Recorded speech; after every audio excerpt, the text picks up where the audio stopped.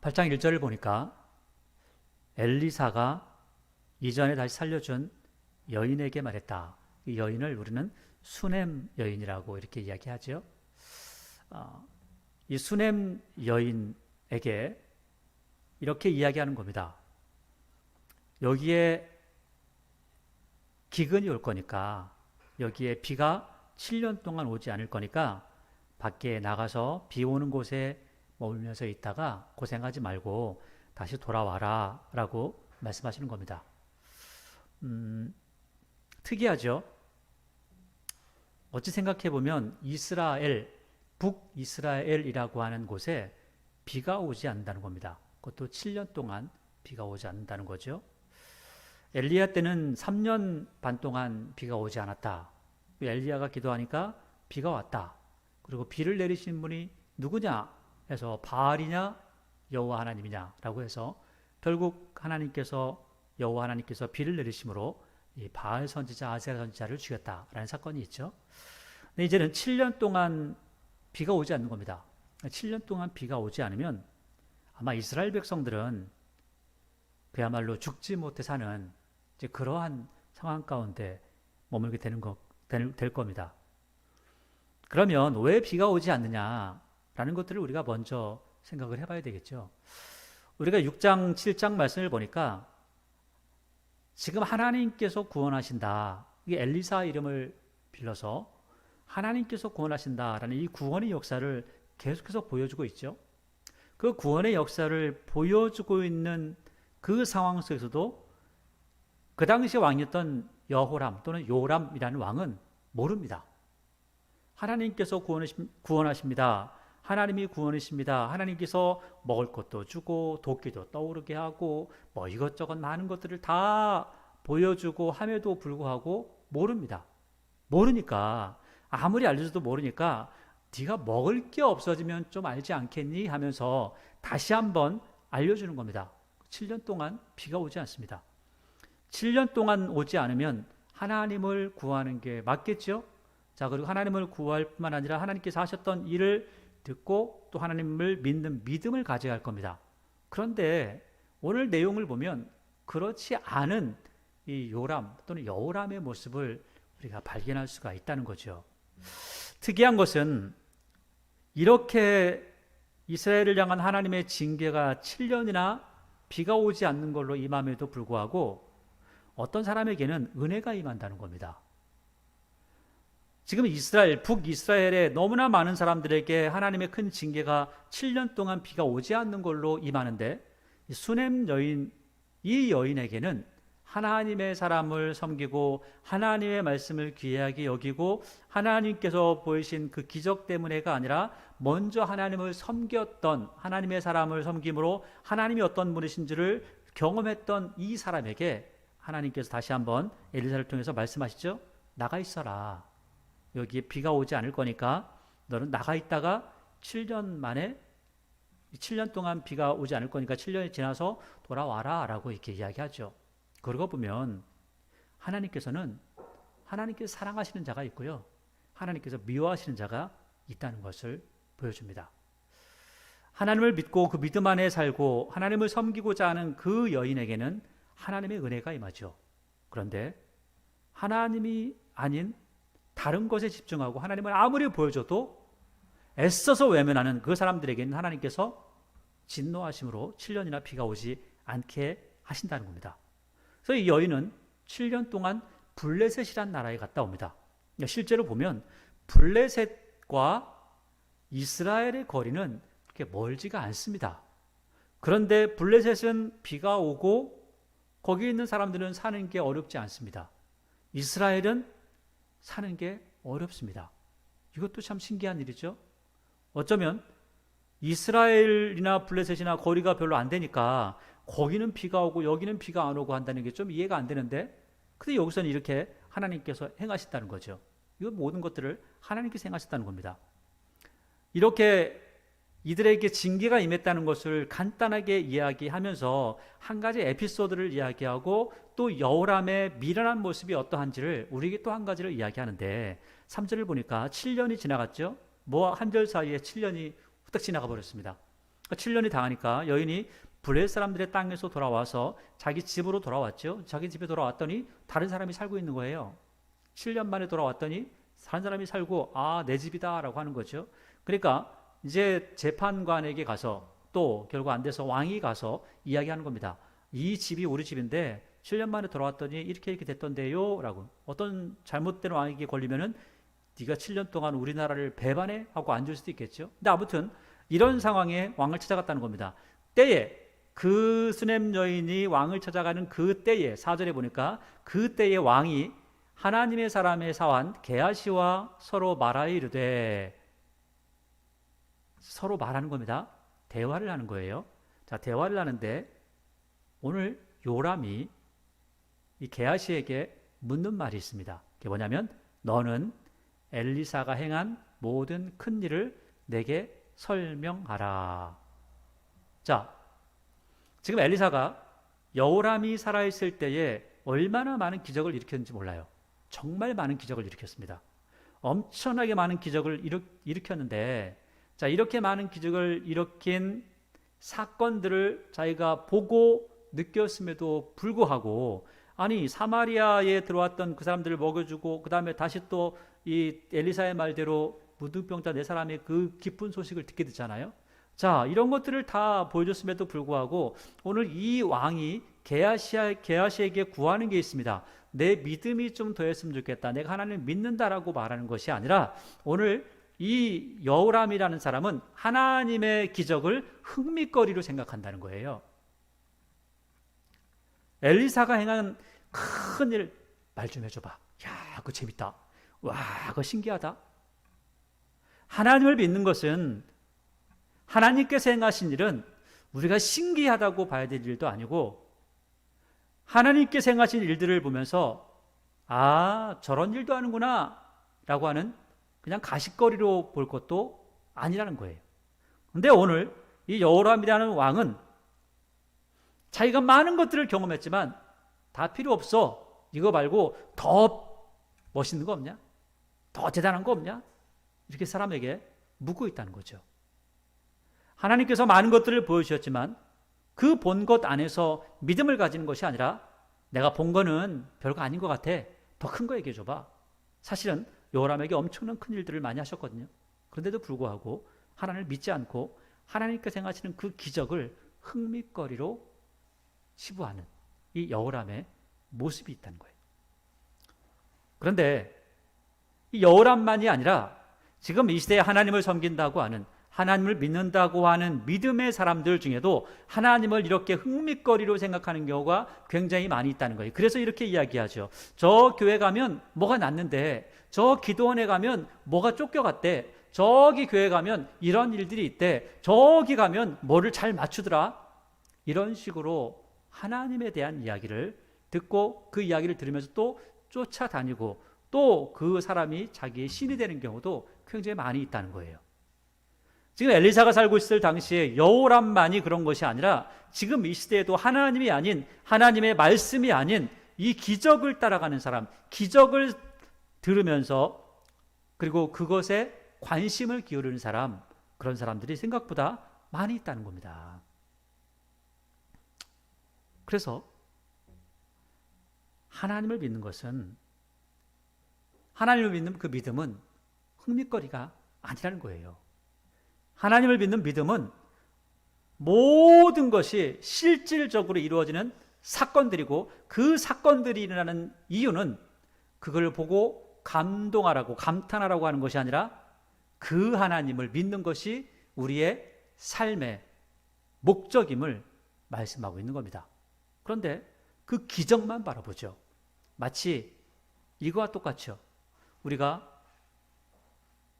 손가락을 가지고 다리를 가리키는데 사람들은 다리 아니라 손가락을 보고 이야기하는 거하고 똑같습니다. 기적이 일어나면 그 기적은 하나님을 바라보라는 건데, 기적을 바라보고 오히려 그 기적이 그들의 신앙이 되고, 그래서 결국 그 기적이 일어나지 않으면 따라오지 않는 그러한 믿음 없는 모습이 오늘 여호람에게서 나타나는 겁니다. 자, 이렇게 이야기하라고 하니까 그 이야기하는 도중에 게하시가 마침 그 시간에 예전에 수넴에 갔는데요. 그 수넴의 한 여인이 이렇게 하나님을 잘 섬겼습니다. 잘 섬겼는데 그 여인이 아이가 없었는데 아이를 낳았고 그것도 하나님의 은혜로 낳았는데 결국 이 아이가 또 죽었는데 죽음을 또 하나님께 살리셨습니다. 이렇게 이야기하죠. 그러니까 수넴 여인의 믿음을 이야기하고 수넴 여인의 그 삶을 이야기했는데 오늘 5절에 보니까 또 놀라운 또 엉뚱한 방향을 제시하는 걸 보고 있는 것을 볼 수 있어요. 5절에 게하시가 곧 엘리사가 죽은 자를 다시 살린 일을 왕에게 이야기할 때 그 다시 살린 아이의 어머니가 자기 집과 전투를 위하여 왕에게 호소하는지라. 게하시가 이르되 내 주 왕이여 이는 그 여인이요 저는 그 아들이니 곧 엘리사가 다시 살린 자니이다 하니라. 왕이 그 여인에게 물으며 여인이 설명했죠. 그러니까 야, 그 전 거 다 돌려줘 이렇게 합니다. 만약에 이야기를 듣지 않았으면 다 돌려줬을까 이런 생각도 해보게 됩니다. 지금 왕은 뭐가 궁금했냐면 하나님께서 하셨어요 라고 하는 것을 묻는 것이 아니라 너 정말 살아났냐? 진짜 얘가 걔 맞아? 라고 신기한 것만 쫓아가는 거죠. 깨닫지 못합니다. 많은 것들을 보고 많은 것들을 들었는데 믿지 않습니다. 미련한 자죠. 결국은 자기를 믿고 따라가죠. 자기의 힘을 믿고 살아가는 사람입니다. 결국 깨닫지 못하죠. 깨닫는 마음이 없으니까 이런 사람에 대해서 잠언서에서 시편에서는 이렇게 이야기하죠. 깨닫지 못하면 멸망하는 짐승하고 똑같아. 깨닫지 못하면 아무것도 아니라는 거죠. 믿음 있는 한 여인을 이야기하고 있고 그 믿음 있는 사람은 형통함 가운데 다시 돌아와서 또 형통함을 누린다라는 것들을 이야기하지만 그 모습을 들으면서도 엉뚱한 것들을 추구하고 기적만을 따라갔던 미련한 왕의 이야기를 함께 이야기하고 이 두 사람의 믿음 중에 우리가 어떤 믿음을 선택하고 가야 되겠는가 이것을 우리에게 보여주고 있죠. 자, 그리고 이 7절부터는 이제 엘리사의 사역들을 다시 한번 정리를 합니다. 그 이 사역들은 엘리야가 엘리사를 부를 때에 너는 이러한 일들을 해야 돼 라고 하는 부분들을 말씀하셨는데 그 사역들을 하나하나 이루어가는 것을 이야기합니다. 8장 7절을 보니까 엘리사가 다메섹에 갔을 때에 아람 왕 베나닷이 병들었더니 왕에게 들리기를 이르되 하나님의 사람이 여기 있나이다 이르렀나이다 하니 왕이 하살에게 이르되 너는 손에 예물을 가지고 가서 하나님의 사람을 맞이하고 내가 이 병에서 살아나겠는지 그를 통하여 하나님 여호와께 물으라. 참 기가 막힌 이야기죠. 아하시아는 아합의 아들 아하시아는 다락 난간에서 떨어졌을 때에 신을 찾아갑니다. 바알세붑이라는 신을 찾아가죠. 똥파리 신인데 북이스라엘에 하나님의 선지자 엘리야가 있는데 그 엘리야를 생각하지 않고 알면서도 그를 생각하지 않고 바알세붑을 섬기는 그 사람들에게 가서 내 병이 나을 것인가 물어보더라는 거예요. 여호람도 하나님의 사람이 바로 옆에 있음에도 불구하고 믿지 않고 아무리 많은 기적을 보여줘도 믿지 않으면서 결국은 엉뚱한 일을 하더라는 겁니다. 근데 놀랍게도 여기 보니까 아람 사람은요, 이 사람들은 계속 이스라엘을 공격했던 사람이죠. 어찌 보면 아람이 더 큰 나라고 북이스라엘은 좀 작은 나라입니다. 그래서 이 당시의 생각으로 본다면 이 큰 나라라고 하는 것은 큰 신이 있기 때문에 힘 있는 신이 있기 때문에 작은 나라가 섬기는 신들은 아주 무시하는 경향이 있었단 말이에요. 그런데 이 당시에 아람의 왕이었던 이 사람이 하나님께 가서 여호와 하나님께 가서 내가 지금 살 것인가 예물을 갖다 드리면서 물어보라는 거예요. 아니 그럼 누가 더 믿음이 있는 거죠? 참 하나님께서 답답하신 거죠. 근데 하나님께서 보시기에 이 사람이 믿음이 있는 게 아니라 이 사람이 원래 악한 사람이기 때문에 이 부분에 대해서 뭐 이 사람이 이렇게 했다 잘했다라고 말씀을 하지 않지만 우리가 볼 때에는 참 세상 사람들은 다 아는데 하나님의 사람이라고 자부하는 북이스라엘 사람들은 진짜 하나님이 어떤 분이신지를 잘 모르고 있다는 거예요. 지금도 마찬가지죠. 세상 사람들은 예수님이 누구신지 알고 있는데 교회 다니는 사람들은 예수님을 이상하게 만드는 경우도 많이 있다는 겁니다. 이상한 존재를 만드는 거죠. 9절에 하사엘이 그를 맞이하러 갈새 다메섹의 모든 좋은 물품으로 예물을 삼아가지고 낙타 40마리에 싣고, 이 예물을 낙타 40마리에 실을 정도니까 굉장히 많은 거죠. 그러니까 지금 하나님의 사람을 찾아갈 때 조금 가져가는 것이 아니라 엄청난 예물을 가져가는 거예요. 그의 앞에 서서 이르되 당신의 아들 아람 왕 베나닷이 나를 당신에게 보내 이르되 나 이 병이 낫겠나이까 하더이다 하니 엘리사가 이르되 너는 가서 그에게 말하기를 왕이 반드시 나으리라. 그러나 여호와께서 그가 반드시 죽으리라고 내게 알게 하셨느니라. 그럼 어떻게 병은 낫는데 왜 죽냐? 이게 뒤에 또 이야기합니다. 근데 결국은 암살 당한다는 거예요. 누구에게? 너에게. 네가 죽일 거야 라고 하죠. 그러면서 11절에 하나님의 사람이 그가 부끄러워하기까지 그의 얼굴을 쏘아보다가 울죠. 그러니까 하사엘이 묻습니다. 아니 난감하게 왜 내가 앞에 오니까 웁니까? 내 죄 어찌하여 우시나이까 하는지라. 대답하되 내가 이스라엘 자손에게 행할 모든 악을 내가 알미라. 내가 그들의 성을 불지르고 장정을 칼로 죽이며 어린아이를 매치며 아이뱀 부녀를 가르리라. 굉장히 잔인한 이야기를 하고 있죠. 근데 실제로 유다 왕 요아스 시대에 그러니까 요아스라고 하는 것은 이 남유다의 여호사밧의 아들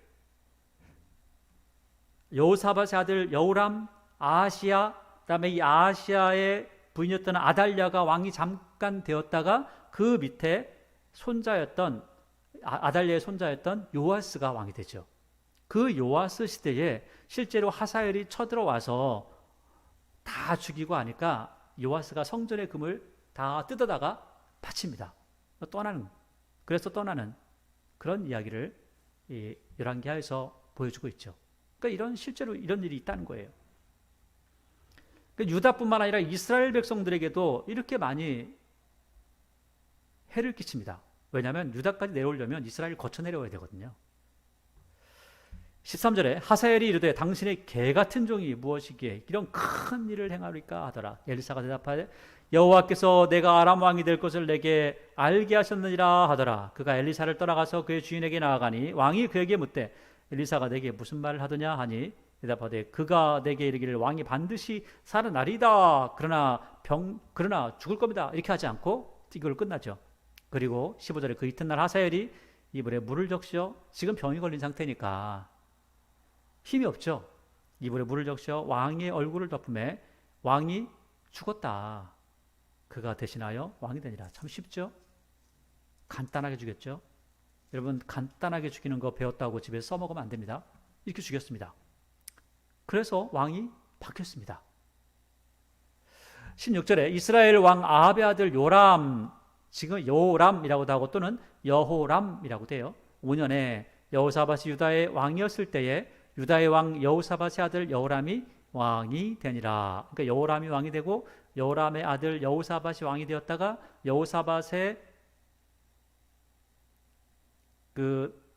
여호사밧 다음에 아달랴가 왕이 되었다가 아달랴 다음에 이 요아스가 왕이 되었다. 이제 이런 부분을 이야기하는 건데 여기 보니까 17절에 여호람이 왕이 될 때 나이가 42세죠. 예루살렘에서 8년 동안 통치했습니다. 그래서 32세에서 8년 동안 해서 40세까지 했죠. 그러니까 18절에 그가 이스라엘의 왕들의 길을 가서, 근데 이 사람 여호람이라고 하는 사람은 유다의 왕이잖아요. 그렇죠? 유다의 왕이니까. 왜냐하면 16절에 이스라엘 왕 아합의 아들 요람 제5년에 여호사밧이 유다의 왕이었을 때 유다의 왕 여호사밧의 아들 여호람이 왕이 됐으니까 그 여호람은 유다의 왕이란 말이에요. 그런데 이 여호람이 18절에 보니까 그가 이스라엘 왕들의 길을 가서, 그러니까 유다 왕들의 길을 가는 게 아니라 이스라엘 왕들의 길을 가는 거죠.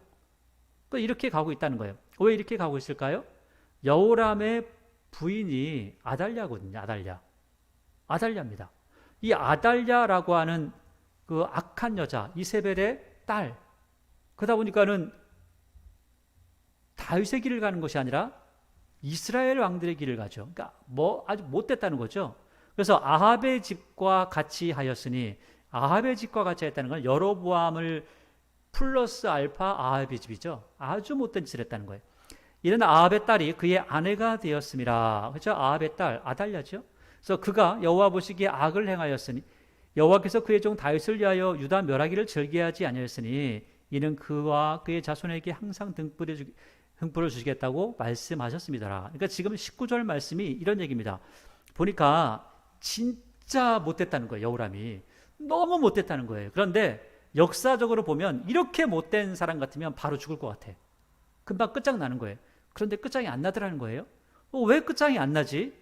역사가가 그래서 다시 뒤를 쭉 훑어가서 보니까 하나님의 약속 때문에 지금 내가 끝장이 안 나는구나.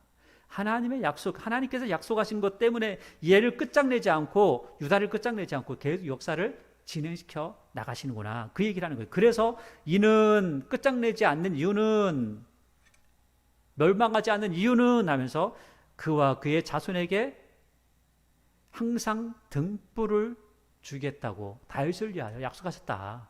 그 말씀하는 겁니다.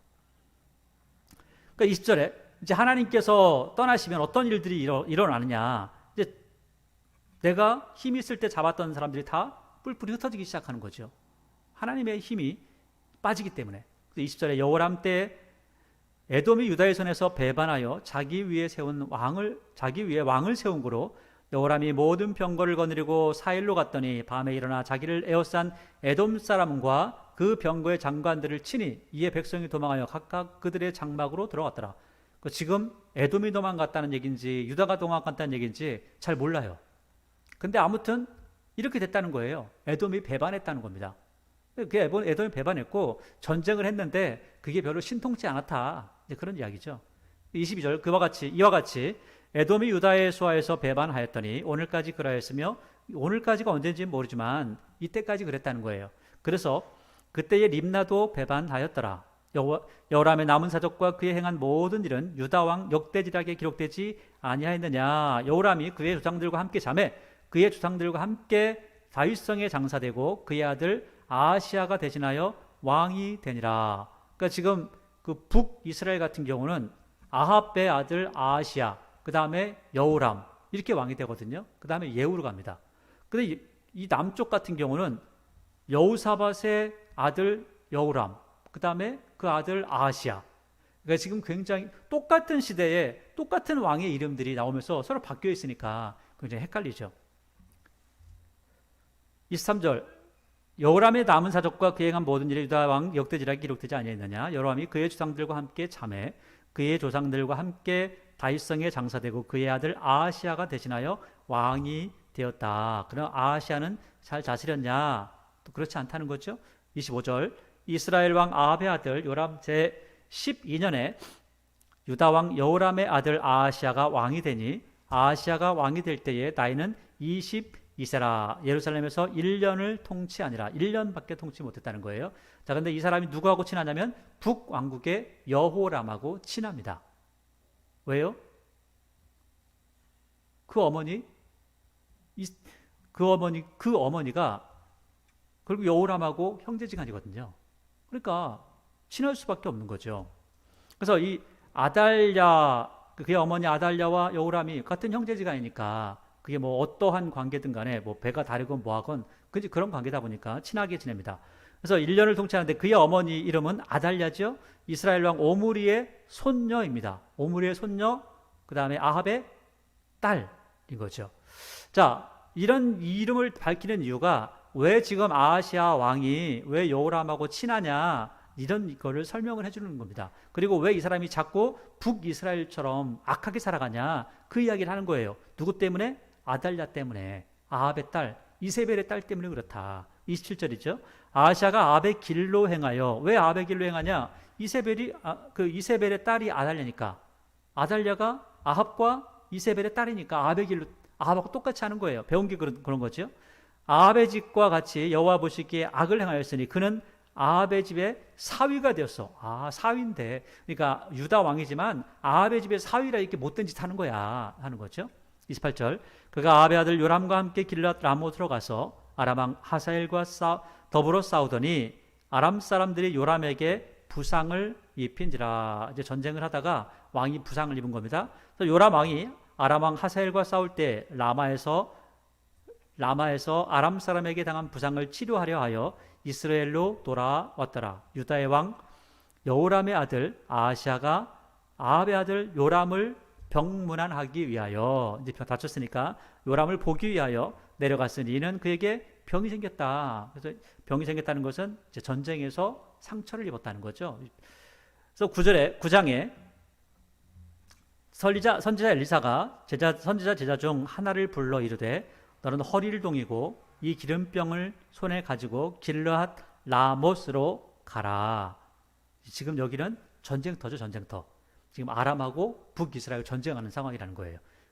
또 그리고 2절에 거기에 이르거든 님시의 손자 여우사밧의 아들 예후를 찾아가라. 그러니까 님시라고 하는 사람이 있는데 그 사람의 손자 예후가 있다.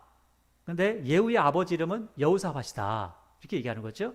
근데 이 여호사밧이라는 것은 이 님시라는 사람이 아들 이름과 또 그 손자의 이름을 아주 잘 지었어요. 보통이 아닌 것 같아요. 여호사밧 왕이 있잖아요. 똑같아요. 여호사밧이라고 하는 이 사람의 이름의 뜻은 여호와께서 심판하신다. 샤파트. 가지고 심판하신다 하는 뜻이고, 예후는 그분이 바로 여호와이시다. 그분이 바로 여호와시다. 그런 뜻을 가지고 있죠.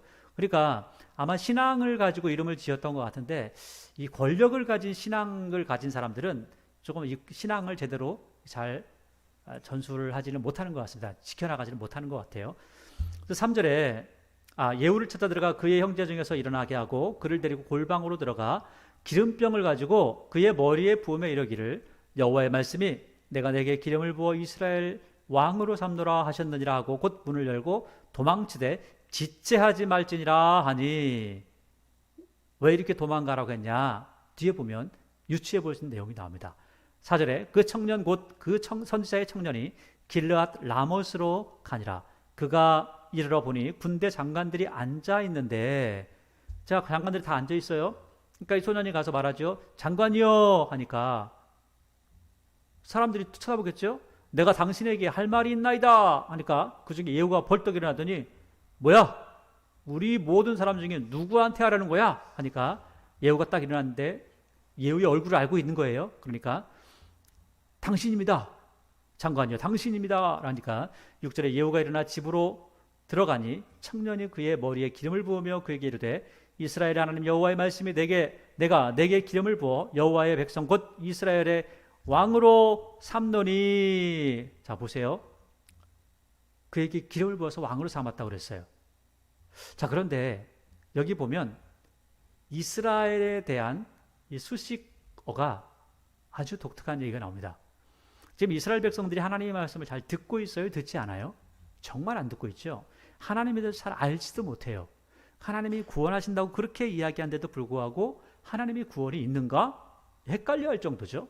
그런데 이 내용을 보니까 6절 마지막 부분에 보면 이스라엘 왕으로 삼다라고 할 때 이스라엘 왕이 누구냐? 그 앞에 나오죠.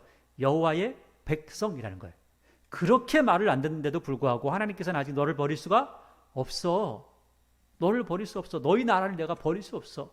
내가 너희를 사랑해. 제발 회개하고 하나님께로 돌아와라. 너희는 하나님의 백성이야. 내 백성이야. 라고 말씀하고 있다는 거죠. 이 하나님의 한없는 이 사랑, 참 속 터지지만 그럼에도 불구하고 놓을 수 없는 하나님의 그 은혜가 바로 여기에 있다는 겁니다. 그러면서 7절에 이렇게 이야기하죠. 너 제발 좀 통치 좀 잘해.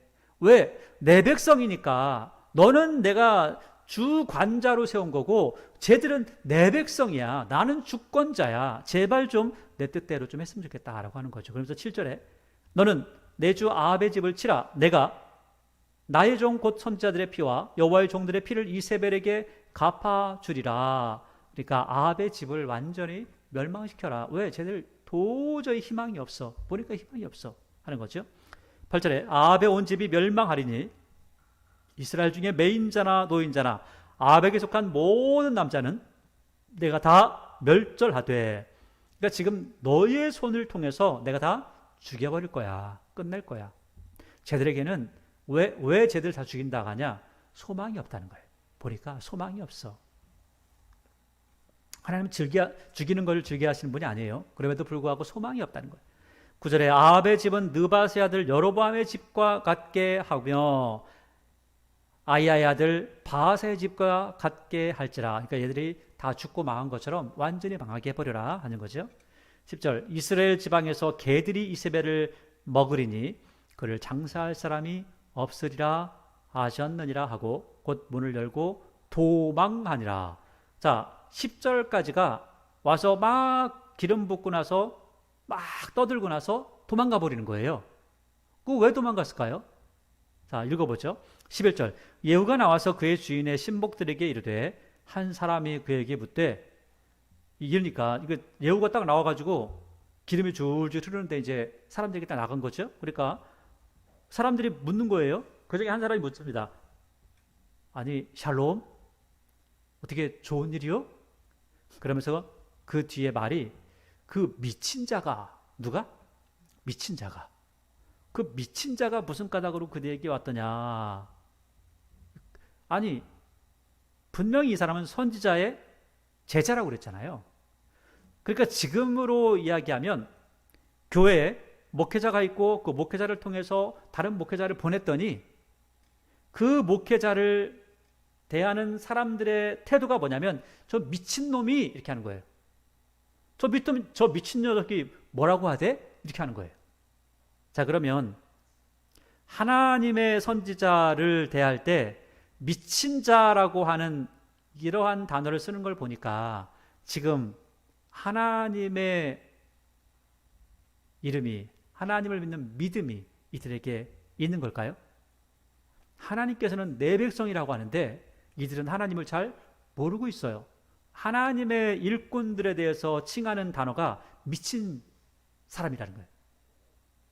그러니까 이런 사람들 앞에 가서 지금 이렇게 예언하고 가는데 그래서 가만히 머물고 있다가 좋은 일을 당하겠어요?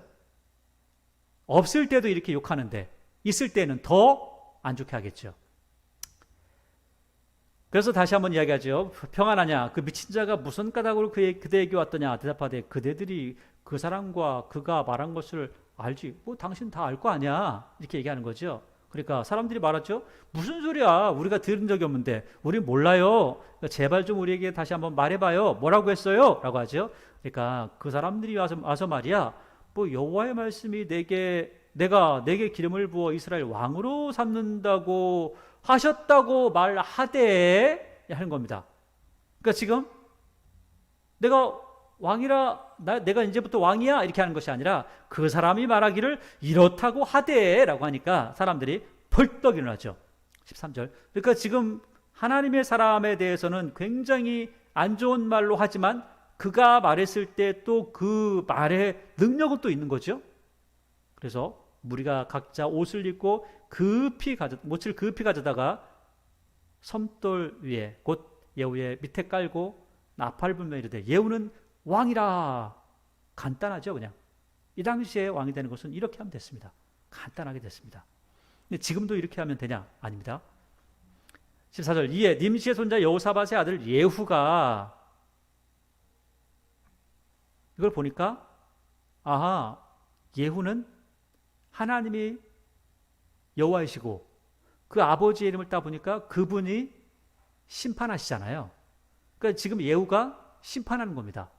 그래서 베바나에서 곧 요람이 곧 온 이스라엘과 더불어 아람 왕 하사엘과 맞서서 길르앗 라몬에서 지키다가 아람의 왕 하사엘과 더불어 싸울 때에 아람 사람에게 부상당한 것을 치료하려 하여 이스라엘로 돌아왔던 때라. 예후가 이르되 너희 뜻에 합당하거든 한 사람이라도 이상해서 도망하여 이스라엘에 알리러 가지 못하게 하라 하니라. 자, 지금 예후가 왕이 됐는데 누군가 가서 이야기하면 쿠데타다 하면서 싸우게 생겼죠.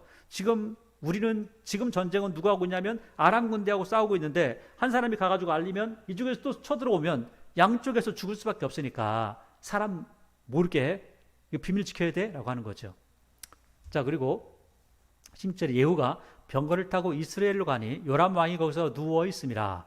유다의 왕 아하시아는 요람을 보러 내려왔더라. 그러니까 아하시아하고 요람하고 남쪽 왕하고 북쪽 왕하고 함께 있는 겁니다. 17절 이스라엘 망대에 파수꾼 하나가 서 있더니 예후의 무리가 오는 것을 보고, 그러니까 예후 혼자 가는 것이 아니라 예후의 무리가 뒤에 쭉 따라가는 거예요. 군대가. 왜 그렇게 하냐? 예후만 가서는 감당이 안 되니까 군대 몇 무리가 가는 거죠. 몇 사람이 가는 겁니다. 자, 그래서 무리가 오는 것을 보고 이르되 내가 한 무리를 보는데요. 요람이 이르되 한 사람을 말에 태워 보내어 맞이하여 평안하냐 샬롬하고 또 좀 평안한 일로 오는 거야? 싸우러 오는 거야? 물어보라는 거죠. 그러니까 18절 한 사람이 말을 타고 가서 만나 이르되 왕의 말씀이 평안하냐 하시더이다 하매 예후가 이르되 평안이 내게 무슨 상관이 있어? 내 뒤로 물러나라 하니라. 파수꾼이 전하 이르되 사자가 그들에게 갔으나 지금 저 사람들이 너무 빨리 와서 사자가 오히려 뒤에 쳐져요 라고 하는 거죠. 그래서 돌아오지 않습니다 하니까 다시 한 사람을 말에 태워 보내었더니 그들에게 가서 이르되 왕의 말씀이 평안하냐 하시더이다 하매 예후가 이르되 평안이 내게 무슨 상관이 있느냐? 내 뒤에 따르라 하더라. 파수꾼이 또 전하 이르되 그도 그들에게까지 갔으나 돌아오지 아니하고 그 병거 모든 것이 님시의 손자 예후가 모는 것 같이 미치게 모나이다 하니, 그러니까 모는 걸 보니까 예후 같아요 라고 하는 거죠. 차를 모는 것도 어떤 사람은 정말 정신없이 몰죠. 어떤 사람은 얌전하게 몰고. 그러니까 이 말을 몰 때에도 병거를 모는 것도 똑같이 이 예후는 굉장히 세게 몰았던 것 같아요. 그러니까 21절에 요람이 이르되 메우라, 그러니까 지금 내가 나갈 수 있도록 채비를 해라 라고 하는 거죠. 그의 병거를 메운지라 이스라엘 왕 요람과 유다 왕 아하시아가 각각 그의 병거를 타고, 아마 이 예후가 굉장히 그 당시에 그 왕에게 위협적인 존재였던 것 같아요. 힘이 있는 사람이어서 그냥 그래 이리 오너라 이렇게 하는 것이 아니라 굉장히 살갑게 가까이서 대했던 사람인 것 같습니다. 그러니까 그래서 병거를 타고 맞이하죠. 그 예후를 맞을세 이스라엘 사람 나봇의 토지에서 만남에, 또 하필 또 나봇의 토지에서 만났죠. 요람이 예후를 보고 이르되 예후야 평안하냐 하니 내 어머니 이세벨의 음행과 술수가 이렇게 많으니 어찌 평안이 있으랴 하더라. 요람이 손을 들어 돌이켜 도망하며 아하시아에게 이르되 아하시아여 반역이로다 했는데 아하시아는 벌써 도망가고 있죠. 자, 그래서 예후가 힘을 다하여 활을 당겨 요람의 두 팔 사이를 쏘니 화살이 그의 염통을 꿰뚫고, 지금 굉장히 달리는 이 길에서 화살을 쐈는데 염통을 꿰뚫고 심장을 꿰뚫었다는 거예요. 그러니까 활을 참 잘 쏘는 사람이었죠. 그래서 꿰뚫고 나오매 그가 병거 가운데 엎드러진지라 예후가 그의 장관 빅갈에게 이르되 그 시체를 가져다가 이스라엘 사람 나봇의 밭에 던지라. 내가 기억하려니와 이전에 너와 내가 함께 타고 그의 아버지 아합을 쫓았을 때 여호와께서 이같이 그의 일을 예언하셨느니라. 그러니까 지금 예후가 옛날에 있었던 일들, 그리고 이 엘리야를 통해서 또 엘리사를 통해서 주어진 하나님의 말씀들을 다 기억하는 사람이었다는 거예요. 하나님을 믿는 믿음도 있었던 사람이라는 거죠. 자, 그럼 이렇게 믿음이 있었던 사람이 하나님의 말씀을 따라 제대로 다스리는 모습이 있느냐? 또 그건 또 별개인 것 같습니다. 그 이후의 모습을 보면 하나님의 뜻대로 또 하지 않거든요. 그러니까 처음에는 믿음을 가지고 정권을 잡았지만 그 믿음이 실제로 지켜지고 있느냐? 정권을 잡은 이후에는 잘 지켜지지 않는 모습도 확인할 수 있다는 거예요. 그 정치와 종교의 괴리가 그 안에서 나타나기 시작합니다. 그래서 26절에 여호와께서 말씀하시기를 내가 어제 나봇의 피와 그의 아들들의 피를 분명히 보았노라. 여호와께서 또 말씀하시기를 이 토지에서 내게 갚으리라 하셨으니 그런즉 여호와의 말씀대로 그의 시체를 가져다가 이 밭에 던질지라 하는지라. 그래서 유다의 왕 아하시아가 이를 보고 정원의 정작길로 도망하니 예후가 그 뒤를 쫓아가며 이르되 그도 병거 가운데 죽이라 하매 이블람 가까운 구루 비탈에서 치니 그가 무기토까지 도망하여 거기서 죽었다. 결국 아하시아는 병문안 잘못 갔다가 죽었습니다. 그 병문안 잘못 간 것은 왜 잘못 갔냐? 실제로 그 전에 이 아하시아에 대해서 이야기할 때 아주 악했다. 악한 게 어느 정도로 악했냐면 아합의 길을 갔다. 그래서 악했다. 결국은 1년밖에 통치 못하고 병문안 갔다가 죽어버렸어요. 근데 그런 사건이 여기에 나온다라는 거죠. 그러니까 하나님께서 지금 왜 이런 기적 같은 일들을 계속해서 보여주고 있냐면 하나님께서 구원하신다. 근데 하나님을 믿고 의지하지 아니하면 하나님의 구원의 손길이 그에게는 미치지 못해. 결국은 망할 수밖에 없어. 아무리 많은 것들을 가지고 있다 할지라도 하나님께서 그를 구원하지 않아. 왜? 믿음이 없으니까. 하나님 앞에 기대지 않으니까. 하나님 말씀대로 살지 않으니까. 그가 망할 수밖에 없어. 라는 것들을 말씀하고 있는 거죠. 하나님의 말씀을 순종하지 않는 이들에게는 여호와께서는 구원이 되실 수가 없습니다. 여호와께서는 구원하시지 않습니다. 절대 그렇게 하시지 않는다라는 것들을 이야기하고 있죠. 자, 이렇게 하고 나서 이 계속해서 일들이 이루어지는데 그중에 이제 하나님께서 가장 미워하시고 싫어하실 만한 사람이 하나가 있죠. 이세벨이라는 사람입니다. 근데 이세벨이라는 이 사람이 마지막까지 죽는 걸 보면 기계가 대단합니다. 악한 사람인데도 불구하고 엄청난 기계를 가지고 있어요. 자, 그런데 30절을 보니까 예후가 이스라엘에 오니 이세벨이 듣고 눈을 그리고 머리를 꾸미고 창에서 바라보다가, 그러니까 이세벨이 지금 내가 죽을 때가 됐구나라는 것들을 느낀 거예요. 느낀 상태에서 벌벌벌 떨면서 아이고 제발 좀 살려주세요 라고 하는 것이 아니라 눈을 딱 뜨더니 밖을 딱 내다보고 그래? 내가 그럼 죽음을 맞이해야지 하면서 눈을 그리고 머리를 꾸미고 멋지게 왕후의 모습을 딱 지키고 있다는 거예요. 그리고 나서 창을 바라보면서 한마디 하지요. 31절에 예후가 문에 들어오매 이르되 주인을 죽인 너 시므리여 평안하냐. 사실 이 사람의 이름은 예후인데 이 당시에 시므리라고 하는 그 이름 자체가 반역자의 대명사가 되었습니다. 그 당시에 주인을 죽였던 시므리, 그리고 7일 천하했다가 왕궁에 불 지르고 죽었던 사람. 그러니까 너는 반역자고 너 7일 지나면 7일 안에 너 죽어 라고 하는 악담을 퍼부은 거죠. 근데 이것은 하나님의 뜻이었기 때문에 7일 안에 망할 수가 없죠. 그래서 32절에 예후가 얼굴을 들어 창을 향하고 이르되 한마디 하죠. 야야야 거기 위에 거기 여기 말이야 너희들 중에 내 편 혹시 할 사람 없어? 그 사람 있으면 그 여자 그냥 놔두냐? 그 빨리 죽여버려라. 얼마나 악한데 딱 이야기하죠. 그래서 32절에 예후가 얼굴을 들어 창을 향하고 이르되 내 편이 될 자가 누구냐 하니 두어 내시가 예후를 딱 내다보니까 야 너 눈 마주치네. 그래 너 빨리 던져 해가지고 이르되 그를 내던지라 하니 내려 던짐에 그의 피가 담과 말에게 튀더라. 예후가 그의 시체를 밟으니라. 그러니까 위에서 높이에서 떨어졌기 때문에 떨어져서 바로 죽었죠. 그리고 나이도 많이 먹었잖아요. 이제 아주 죽을 때까지 자기 기계는 다 지키고 죽었죠. 34절에 예후가 들어가서 이제 피곤하죠. 한 잔 마시고 먹고 생각이 난 거예요. 그래서 저주받은 여자를 찾아 장사해라. 아유 그래도 왕인데 장사해라 했는데 그는 왕의 딸이니라 하며 가서 장사하려 하니까 두 골과 발과 그의 손 외에는 이 뼈다구가 이 머리 같은 경우는 개가 물고 갈 수가 없어 못 물고 하고 이 팔과 그의 손 외에는 발과 손 외에는 나만한 게 아무것도 없다는 거예요. 묻어줄 만한 게 없는 거죠.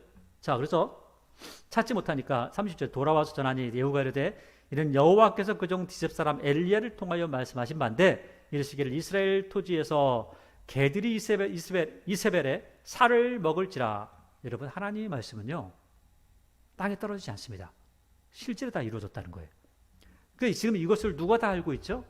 예후가 다 알고 있는 일이에요. 하나님 말씀 따르지 않고 엉뚱한 짓 하니까 이렇게 망하더라. 내가 지금 이렇게 하나님께서 나를 통해서 심판하신다. 이 사건을 다 보고 그리고 이런 것들이 이래서 이런 거야 까지 이야기합니다. 그러면 그 본인은 믿음을 지켜야 될 거 아니에요. 나중에 보면 그렇지도 않습니다. 권력을 가지고 하나님을 끝까지 섬기는 것이 다윗처럼 그렇게 쉽지는 않습니다. 예후 같은 사람도 이렇게 많은 경험을 하지만 이렇게 많이 하나님의 말씀을 인용하지만 그렇게 살지 못합니다. 37절에 그 시체가 이스라엘 토지에서 거름같이 밭에 있으리니 이것이 이세벨이라고 가리켜 말하지 못하게 되리라 하셨느니라 하였더라. 완전히 다 얼굴밖에 안 남았으니까 머리뼈밖에 안 남았으니까 살도 다 뜯어먹어 버렸잖아요. 그런 상황이라는 거예요. 이스라엘의 들깨들은 아주 무섭죠. 오늘 말씀은 하나님께서 예후를 통해서 아합의 집을 심판하신다는 내용을 이야기합니다. 왜 심판당했죠? 하나님께서 요람에게 엄청나게 많은 기적들을 보여주시면서 하나님께서 이렇게 하셔. 그러니까 하나님 앞에 나오란 말이야. 아무리 이야기해도 믿음을 가지지 않고 하나님께서 일으키신 그 기적을 바라보고 오히려 흥미거리로 그렇게 치부했던 여호람, 아니 요람이라고 하는 왕의 모습이었습니다. 결국은 하나님께서 그렇게 기적을 보여주시면서 하나님 믿는 믿음의 도를 다하라고 하시지만 따라가지 못하고 오히려 믿음을 지키지 못하고 믿음 안에 서지 못했던 그 사람은, 오히려 믿음을 흥미거리로 삼았던 그 사람은 하나님의 징계를 받게 되었다. 하나님의 심판을 받게 되었다라는 것을 말씀하고 있습니다. 여러분, 우리는 어떻습니까? 하나님께서 주신 은혜가 우리 안에 있습니까? 하나님의 말씀이 우리의 신비에 새겨져 있습니까? 혹시 우리도 뭔가 기적을 잡고만 원하지는 않습니까? 하나님의 말씀이 우리 안에 있다면 우리는 하나님을 떠날 수 없습니다. 기적을 보지 않아도 괜찮습니다. 그래서 사도 베드로는 이렇게 고백을 하죠. 오병이어의 사건에서 모든 것들을 먹고 사람들이 즐거워하다가 예수님을 다 떠났을 때 예수님께서 너희도 가렸냐 하는 그 상황에 베드로는 이렇게 고백합니다. 생명의 말씀이 여기 있사오매 어디 갑니까? 그 말씀 안에서 살아야죠. 그렇게 이야기하죠. 믿음은 흥미거리가 아닙니다. 믿음은 기적을 보기 때문에 나타나는 게 아닙니다. 믿음은 말씀으로서, 말씀을 듣고서 거기서부터 우리의 믿음이 생겨나기 시작하는 겁니다. 믿는 그 사람에게 기적은 중요한 것이 아닙니다. 그래서 믿는 사람에게 기적이 일어난다고 해서 이 사람이 갑자기 그 믿음이 배나 커지는 것이 아니라 오히려 하나님 앞에 더 큰 감사로 나아가는 모습을 보여주게 되는 것이죠. 여러분, 우리가 하나님을 믿는 믿음은 뭔가를 보기 때문에 믿는 믿음이 아닙니다. 특별히 구약 말고 구약의 시대를 지나서 신약, 그 시대를 지나서 지금 우리 시대에는 기적 때문에 하나님을 믿지 않습니다. 그러나 세상 사람들은, 특별히 어떤 일부의 신앙인이라고 하는 사람들, 하나님을 믿는다고 하는 사람들은 기적을 따라가는 사람들이 많이 있습니다. 그러나 우리는 그 기적이 아니라 말씀 안에서 세워지길 바랍니다. 그리고 그 말씀 안에서 하나님 믿는 믿음을 더 세게, 더 굳건하게 세워가시기를 바랍니다. 그래서 그 믿음 안에서 우리 하나님을 기쁘시게 하는 저와 여러분의 신앙의 모습이 있기를 원합니다.